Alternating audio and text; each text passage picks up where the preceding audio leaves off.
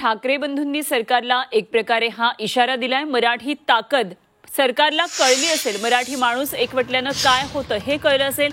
समिती नेमा, निर्णय आणावा, मात्र सरकारनं पुन्हा अशा भानगडीत पडू नये असा इशारा राज ठाकरे यांनी सरकारला दिलाय। तर उद्धव ठाकरे यांनी सरकारनं एक केविलवाणा प्रयत्न केलाय आणि तरीही त्यांना धन्यवाद देतो असं म्हणत हा शिक्षणाचा विषय आहे अशी थट्टा सरकारनं करू नये।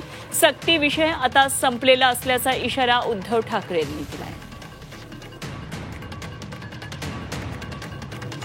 स्लो पॉइझनिंग आहे हे, हळूहळू एक एक या गोष्टी आतमध्ये पेरायच्या आणि ते खास करून महाराष्ट्राच्याच नशिबी येणार, बाकीची राज्य कुठची ऐकणार नाहीत।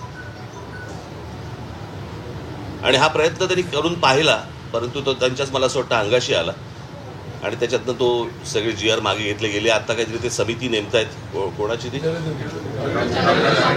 जाधवांची, त्यांनी समिती नेमावी, त्याचा निर्णय आणावा न आणावा याच्याशी आम्हाला काही कर्तव्य नाहीये, परंतु परत ही गोष्ट होणार नाही एवढी सरकारने नक्की लक्षात ठेवावं। असल्या कोणत्याही गोष्टी आम्ही मान्य करणार नाही।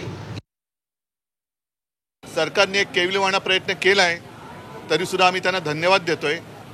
आता नवीन एक समिती नेमले, त्या समितीमध्ये नरेंद्र जाधव यांच्या पांडित्याचा किंवा बुद्धिमत्तेचा पूर्ण आदर राखून मी त्यांना सांगतोय की म्हणजे सरकारला सांगतोय की तुम्ही अशी थट्टा करू नका, कारण हा शिक्षणाचा विषय आहे आणि शिक्षण विषयामध्ये तुम्ही अर्थतज्ञांची समिती नेमलेली आहे। अर्थात कालच मी सांगितले की समिती कोणतीही असू दे, त्यांनी काहीही देऊ दे, पण सक्ती विषय आता संपलेला आहे।